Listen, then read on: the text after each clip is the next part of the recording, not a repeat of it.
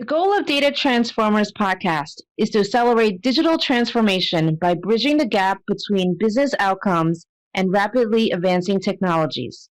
And we aim to bridge this gap by focusing on data.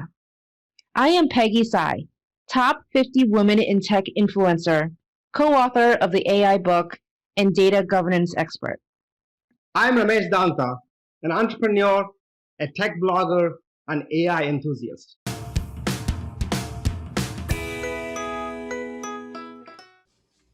Hi, everyone. Welcome to today's podcast of Data Transformers. We have today with us Jay Zaidi, founder of Ali Data, a data advisory firm for strategic data management solutions and services. Jay is also an author of 2 books, Data-Driven Leaders Always Win and Data-Driven Leadership. Thank you, Jay, for joining us today. Thanks, Peggy and Ramesh. It was nice. I really appreciate you inviting me to this discussion. Welcome, and look forward to a interesting conversation. Yep. Jay, I thought we would first start out with, just talking about your advisory business. Can you talk about some of the type of projects that you are working on? Yeah. So we are a boutique strategic data management and advisory services company. We purely focus on data management and data governance and analytics.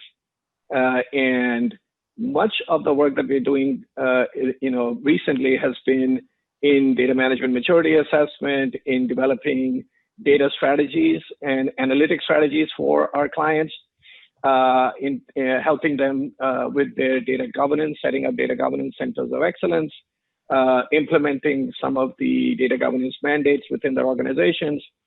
And in some instances, we also have clients that are looking, that have a lot of data that they want to transform into insights, and they're struggling to do that.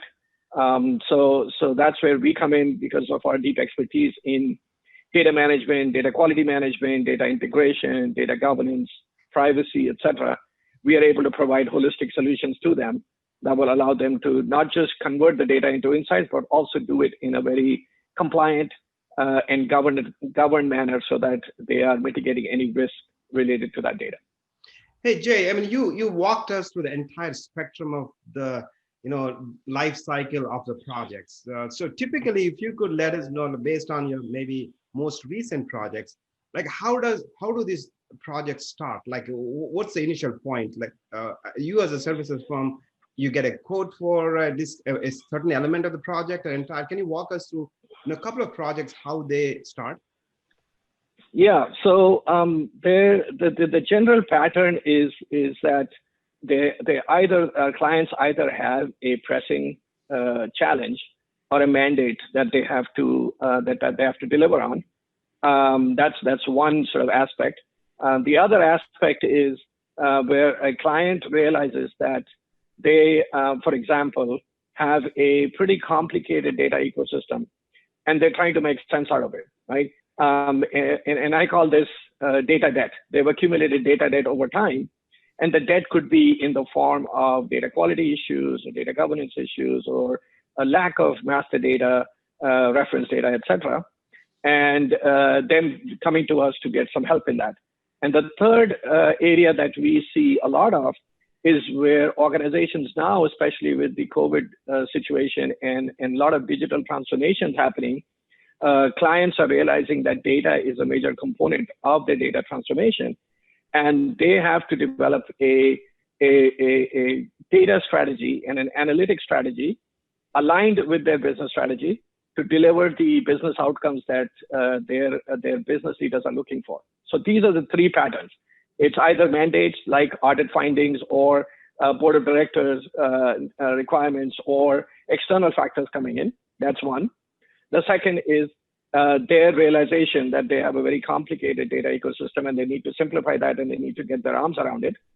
And then the third one is primarily to focus on their digital transformation and enabling that through data and through analytics.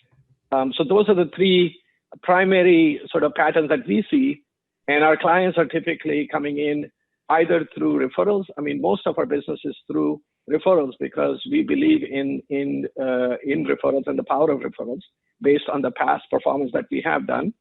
And then we also have partnerships with product vendors. So many of the product companies come to us, bring their clients to us because they want us to help them implement the product and services around the product for the client. That makes a lot of sense, Jay. Can you talk about some of the key stakeholders in these organizations that you work with? Sometimes they're different from the board level. Obviously, you're probably hands-on working with a very specific team. So can you talk about which teams most are prevalent in your projects for digital transformations? Yeah, that's a great question, Peggy. So again, it varies quite a bit. And what we have noticed is that the requests are typically driven by the areas where the data function resides. So in some cases, the data function is sitting in the business. So it could be in the chief operating officer domain or the chief financial officer domain. So in that case, we are talking with the head of data that's in that business unit that wants us to come and help with solutions or services or to address specific challenges that they have. That's one set of stakeholders that we deal with on the business side. The other set of stakeholders are on the IT side, where we see, in some companies, data and the data organization resides in the IT function. So it could be the head of IT or the head of IT and data in many cases that reaches out to us and wants us to help with some solutions.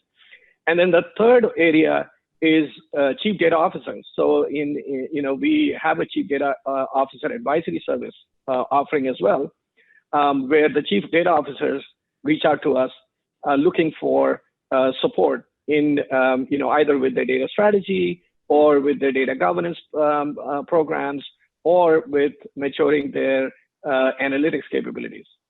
So those are the three, key stakeholders that we typically work with. And then, as you know, data is a cross-functional element, right? Data is pretty much being used across the board.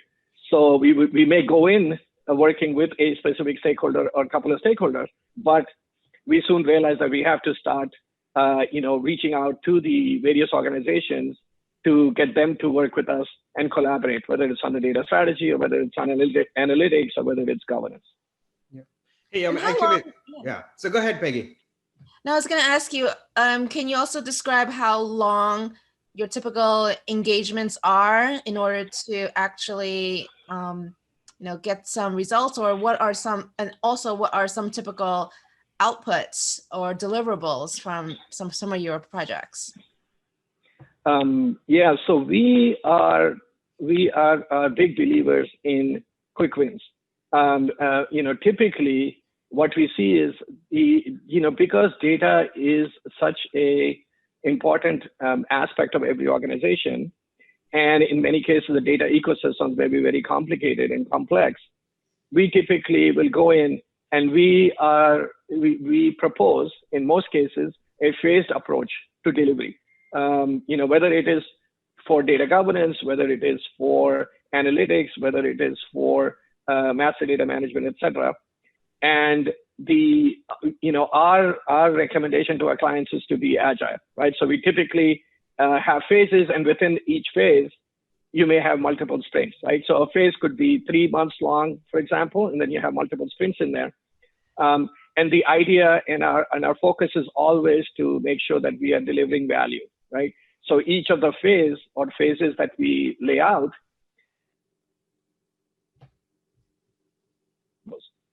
associated with it that directly either mitigate and reduce the risk for the organization for data, or they are providing direct business value, right? And business value in terms of either revenue impacts, reduction in cost, operational efficiency, better insights from data, etc. So again, very big on agile, very big on phased delivery, because we don't like to do these multi-year engagements where the client is not able to see value quickly. We want to basically have the client see value within the 3, 6, 9-month timeframes, and then iteratively build on that. Actually, it's a very getting into interesting conversation here. And then let me get into the trouble spots. I mean, we are talking about ideal scenarios, right? But the research shows that north of 50%, I mean, it could be as high as 70% of the projects fail, right? Any data-driven projects fail. So, Jay, based on your experience and what you're seeing, and what are the main causes, reasons where projects are failing? That's a very, very important question, Ramesh. And one of the things that when we go into a client and we propose a solution, we always not just provide the solution, but also highlight what are the critical success factors that the client has to keep in mind for us to be successful. And for us, meaning not just my firm, but the client. Because in a lot of cases, the focus is always on the end goal, right, of delivering value. But we also have to keep in mind that there are multiple factors, and I will lay out a few that come into play. Right, one is making sure that there is some level of change management happening as part of the program or project that you're engaged in, because most data initiatives introduce new policies and procedures, new standards, new tooling,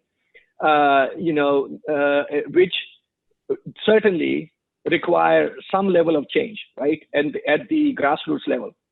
And what we have noticed is that if the client is not into making sure that they are being sensitive to the change and they have change management in play, during the duration of the program, the program in many cases may or may not succeed, right?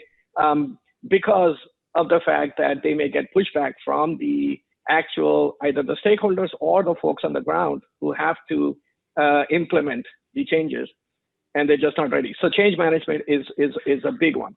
The second one that we see is making sure that there is clear alignment between the key stakeholders. And by stakeholders, I mean, typically, you may have stakeholders from IT, stakeholders from the business organization, stakeholders from operations, and stakeholders from data, right? We want to make sure that all of those stakeholders agree upon what the key deliverables are going to be, what the key outcomes are going to be, and what is the ROI, what is the return on investment that they're expecting from the program.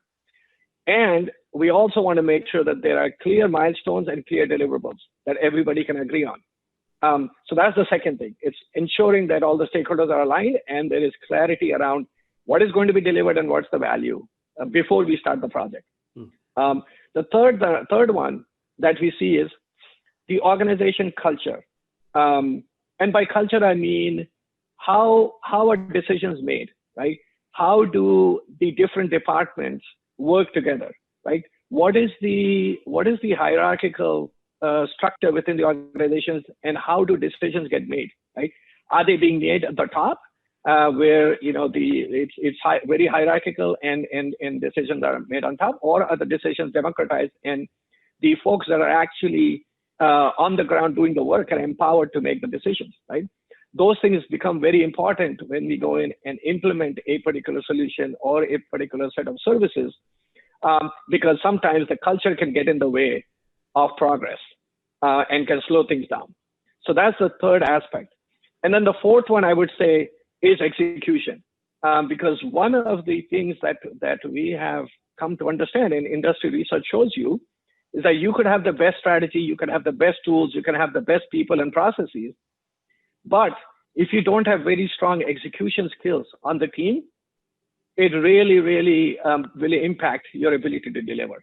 So I highlight to our clients that, again, all of these things have to come together, right? You have to have a very, very strong and very clear strategy.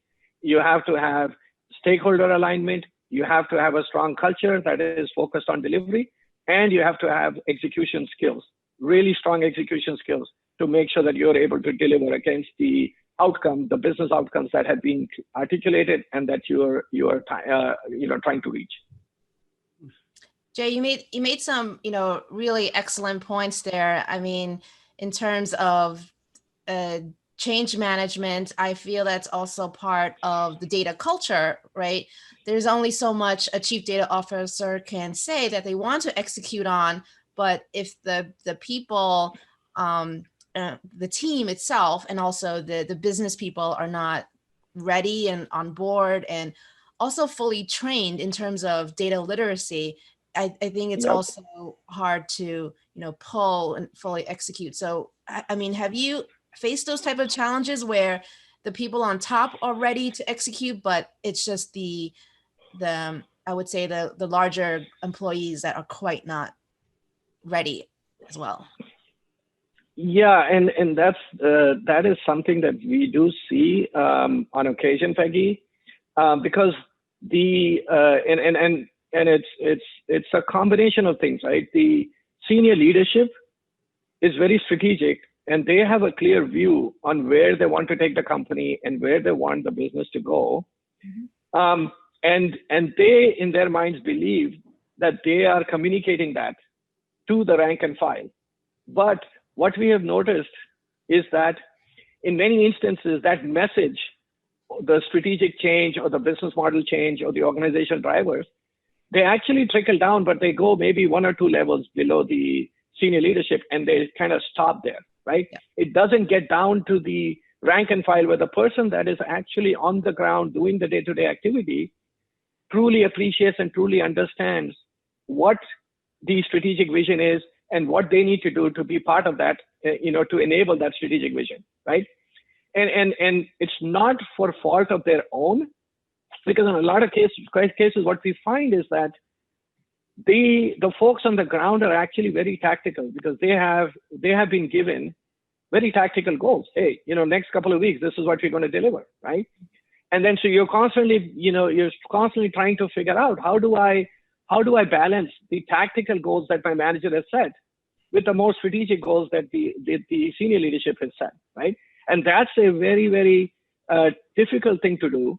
And a lot of times that's where the change management aspect of the program comes in, where unless and until you're clearly articulating that at the top and you're managing that change and making sure that change is trickling down to the line managers and to the associates that are on the ground doing the work, it becomes very, very difficult, right? So, one of the things that we typically like to do is we like to have, make sure that we understand the strategic vision of the leadership, but then we also use that and translate that into what does that mean to the folks that are on the ground doing the work, right? And then how do we balance that strategic vision with the tactical priorities that are being set for the folks, for the associates. So it is certainly more of an art than a science, and an area where we have, having done dozens of these engagements, we are very well equipped, and we have our own methodologies and we have our own ways in which we tackle those types of challenges. Interesting. Just think, listening to your conversation, Jay, is that you're on the other side of the equation. Now you're advising clients, what to do, how to do, and then actually walking them. But in your journey, you've been in the other side where you were implementing with the Fannie Mae, if I'm not mistaken, for quite some time in the information management. So, I mean, what happened? Why did you decide to go and start this Ali Data, right? Which is like Alibaba, Ali Data. Like, why? Yeah. What happened? So I was at Fannie Mae for 13 years. And as you know, Fannie Mae is the largest financial services company in the world with a portfolio in the trillions of dollars. Okay. So we had a very, very complex data ecosystem. And I was lucky enough, I should say, to have a role in modernizing it and maturing the data management capabilities. So I led the enterprise data quality program from the ground up. Mm-hmm. I also played a key role in setting up the Business Intelligence Analytics Center of Excellence for the organization, and I also supported the data governance at the enterprise level. And the driver for this was the 2008 financial crash. So when the crash happened, Fannie Mae was designated as one of the too big to fail enterprises So the regulator came in and did a pretty extensive audit, and they identified 6 areas that needed to be addressed. And those 6 areas were primarily in the data management area, around data governance, data quality, master data management, business intelligence, etc. So my boss, who was the chief data officer, and I and some of my peers were actually tasked by the CEO to address these 6 major items and get the maturity levels back so that we could satisfy all of the auditors' requirements and the regulators' requirements. So that was a 5-year period where myself, my peers, and my team members were actually instrumental in evolving and maturing the capabilities, data capabilities within Fannie Mae, and that journey allowed me to learn a lot. Yeah, if I can interrupt you, ask a question. Were you on the IT side or were you in the business side? Just a little bit digging into that. Yeah, so our chief data officer reported into the chief information officer. So Okay. we were, from a chain of command perspective, we were under the IT in the CIO organization. And yes, and that's another whole different conversation in terms of what is the right model, Right. From a reporting structure for a chief data officer. But again, going back to your original question, those 5 years that I spent from 2008 to 2013 were instrumental in my realizing what it takes to actually build and mature an enterprise-wide data management program, a data governance program. And that's when, in 2013 is when I started to realize, having learned a lot and having sort of gained a lot of experience in the data space, I realized that there was a need within the industry and within the marketplace for other organizations that were struggling and that were in the similar sort of situation, where data was becoming more and more important for them. They were hiring chief data officers, but they really did not have the right expertise, or they may not have the right sort of skill sets to be able to deliver the results that their management was looking for. So that's when in 2014, I decided to exit Fannie Mae and launch Ali Data with our focus and mission being helping clients overcome their data challenges. That's certainly a really great experience that you went through, Jay. Could you elaborate a little bit more about the 5 years that you spent trying to improve the data governance and maturity? What was actually accomplished? And I mean, 5 years is a long time, but for those of people outside of the data organization, think that's a long time. But me, having been in it, I know that it really does take that amount of time and effort to actually execute. So could you talk about how you left the state of data maturity that you left Fannie Mae at? Yeah. So we did, before starting on this journey, we actually did a data management maturity assessment. And we were actually one of the first organizations that worked with the DMM team when they were piloting the DMM, the data management maturity model. And we provided a lot of feedback and input into that model to refine it.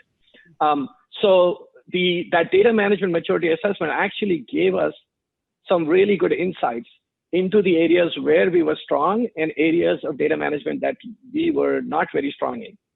And then we used the output from the data management maturity assessment and the recommendations that the DMM team made to actually develop a roadmap and to develop a pretty detailed project and a program level plan to mature capabilities around data architecture, data quality, data governance, BI and analytics, etc. Right?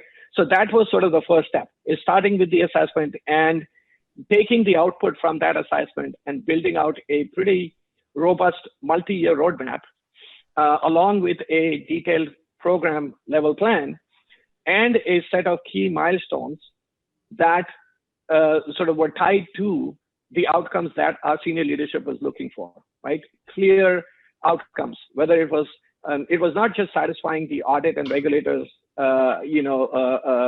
requirements, but also focusing on the business outcomes, like giving our internal team members' ability to get better insights from data. Making sure that we are able to measure and monitor data quality across the data supply chain and proactively address data quality issues before they became a problem downstream, right?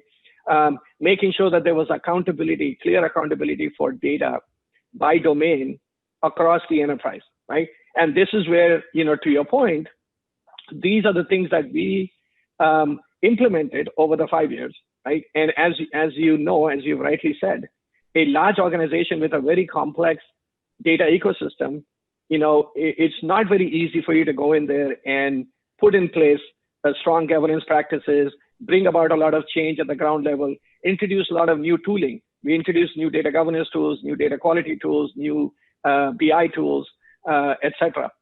So again, the value that we brought was, number one, a clarity in terms of, what are the key business functions, what are the key areas of strengths, weaknesses, and then addressing those weaknesses, right? That was one.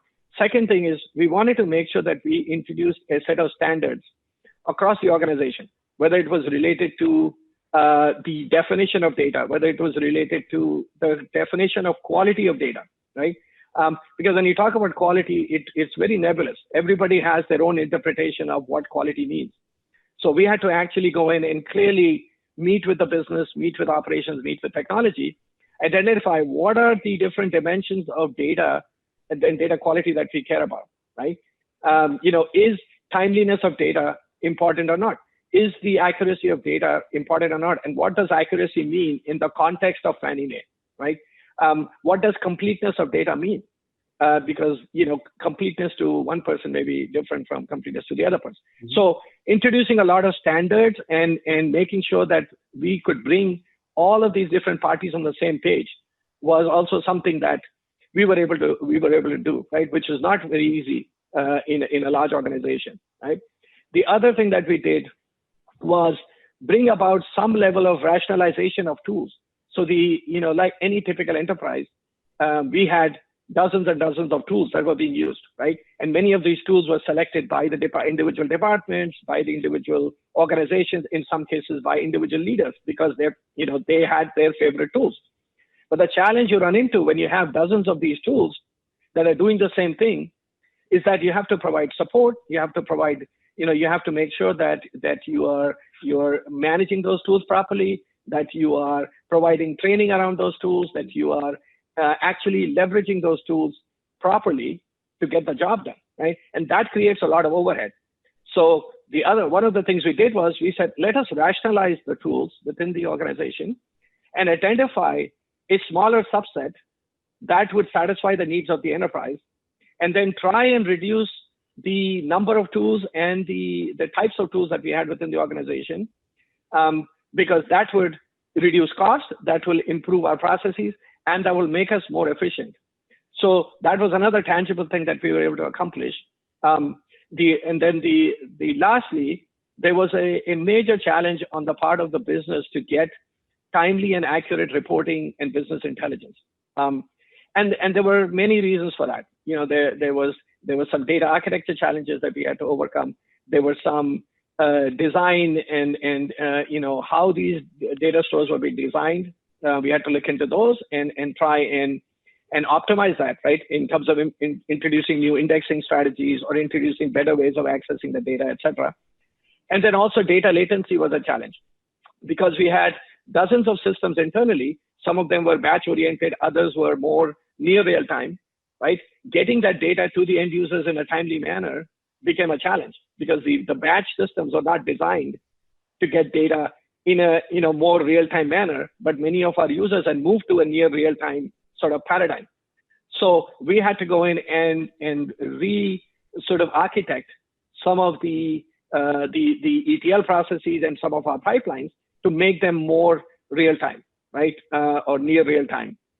So there was lots and lots of changes we had to introduce across the organization, and in the end, I think we were able to accomplish. I mean, we were able to overcome a lot of the issues that were identified by the regulators and the auditors, and we were able to truly deliver real business value to the organization by some of the things that we have done. Standards, better tooling, better data, faster data to the end users, better insights, rationalizing tools and reducing the number of tools, providing better training to the users on the usage of tools, etc. So it was a very comprehensive program, and I think at the end we were able to accomplish most of the goals that we had set out to.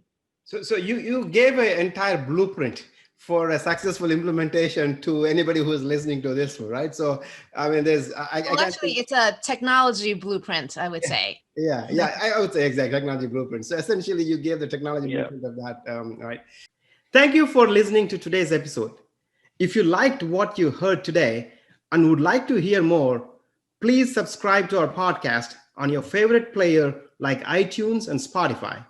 And please do rate our podcast. Also, please go to our website, www.datatransformerspodcast.com for more episodes, blogs, and information on our speakers. Thank you.